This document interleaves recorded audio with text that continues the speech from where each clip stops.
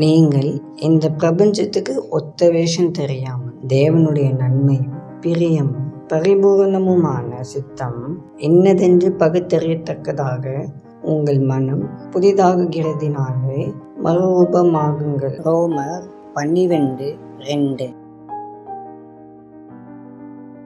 தேவனுடைய பிள்ளைகள் நேர்மறையானவர்களாகவோ அல்லது பிரபலமானவர்களாகவோ வாழும்படி கிறிஸ்து அழைக்கவில்லை. மாறாக தேவனுடைய வார்த்தைகளுக்கு கீழ்ப்படிந்து நடக்கும்படியே அழைக்கப்பட்டுள்ளார்கள்.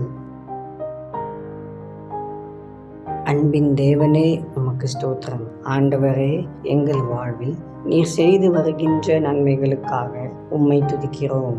சர்வ வல்லமையுள்ளவரே, ஒருவராய் பெரிய அதிசயங்களை செய்கிறவரே, உம்மை போற்றுகிறோம். ஆண்டவரே, உம்முடைய வார்த்தைகளுக்கு கீழ்ப்படிந்து நடக்க எங்களுக்கு கிருபை தாரும். நாங்கள் மற்ற மக்களை பிரியப்படுத்த விரும்பாமல் உம்முடைய சித்தத்தை மட்டுமே செய்ய எங்களுக்கு ஞானமுள்ள இருதயத்தை தந்தருளும். உம்முடைய தயவுள்ள கரங்கள் எங்களை வழிநடத்த ஒப்புக் கொடுக்கிறோம். இந்த நாள் முழுவதும் உம்முடைய கிருபை எங்களோடு இருப்பதாக. இயேசுவின் மூலம் ஜெபிக்கிறோம் பிதாவே. ஆமென்.